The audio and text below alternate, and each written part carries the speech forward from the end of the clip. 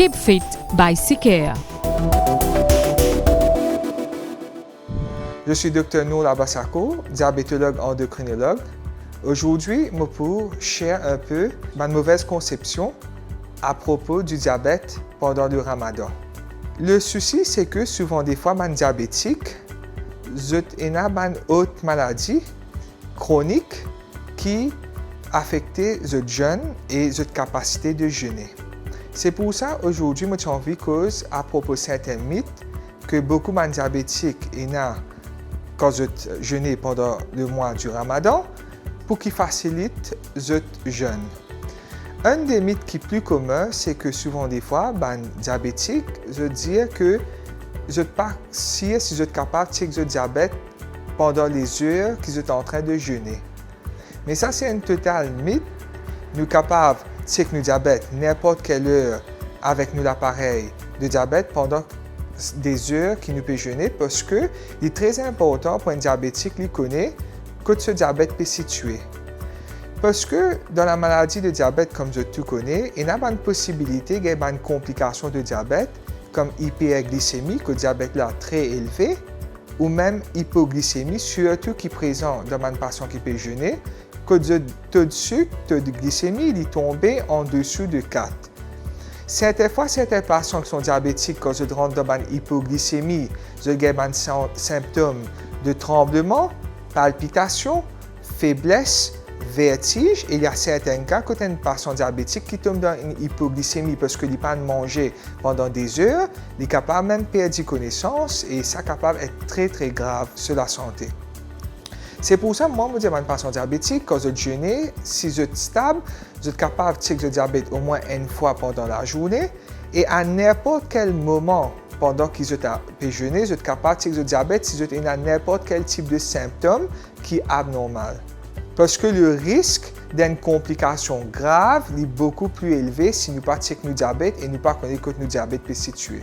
Deuxième mythe, que souvent des fois, les patients diabétiques, les patients qui sont décontrôlés ou les patients qui ont besoin de l'insuline, quand nous causons diabète de type 2, vous pensez que pendant la période qu'ils n'ont pas pu manger, ils n'ont pas pu jeûner, ils n'ont pas le droit de faire l'injection de l'insuline.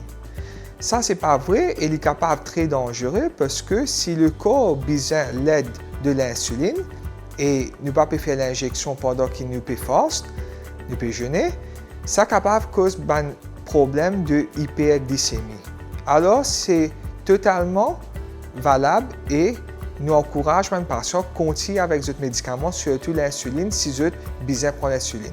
Évidemment, ce que nous disons à les patients diabétiques, c'est avant le mois de Ramadan, idéalement, comme toutes les études et recherches médicales l'ont montré, c'est mieux de voir votre médecin 6 à 8 semaines avant de commencer à jeûner. Pourquoi? Parce que vous avez fait certains changements en termes de dosage, parce que, évidemment, quand vous pouvez jeûner, peut-être vous n'avez pas besoin autant d'insuline le matin, vous avez besoin plus d'insuline le soir quand vous pouvez break votre fast. C'est pour ça que nous disons 6 à 8 semaines avant, c'est important de voir le médecin pour faire des ajustements. Mais si Ramadan est même fini de commencer comme maintenant, c'est important de checker le diabète, de faire de l'insuline. Et aussi, très important qu'ils ont réalisé, c'est que si n'importe quel symptôme abnormal vous avez, vous contactez votre médecin pour faire changement avant qu'il y ait une grande complication. Certaines fois, nous-mêmes faisons un petit trial time que 2-3 jours avant le début du Ramadan, nous faisons un patient rentre un semi-fasting avec un dosage modifié qui peut servir pendant le Ramadan pour guetter comment je faire avant le Ramadan même commencer. C'est pour ça l'importance d'ajustement de médicaments oraux et l'importance de faire l'injection de l'insuline, c'est très important pendant le jeûner pendant le Ramadan.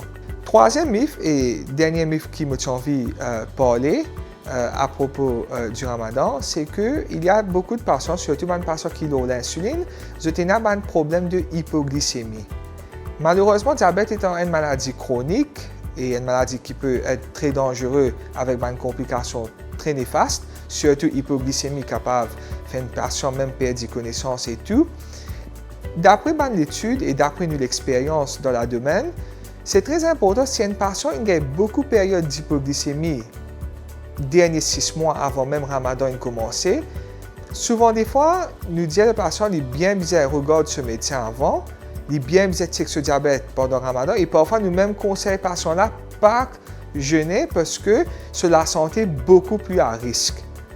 Parce que d'après toutes les études, un patient qui a plus que 3-4 épisodes d'hypoglycémie pendant les derniers 6 mois avant Ramadan commencer, vous avez beaucoup plus grand risque d'avoir des hypoglycémies pendant Ramadan si vous êtes en train de jeûner ou l'autre extrême qui est hyperglycémie. Alors, c'est très important que un patient qui a une complication assez grave avant le début du Ramadan, je cause avec votre médecin pour faire un ajustement et même peut-être parfois nous encourager de ne pas jeûner parce que le risque est très élevé d'avoir des complications très graves et sévères si vous jeûnez pendant Ramadan.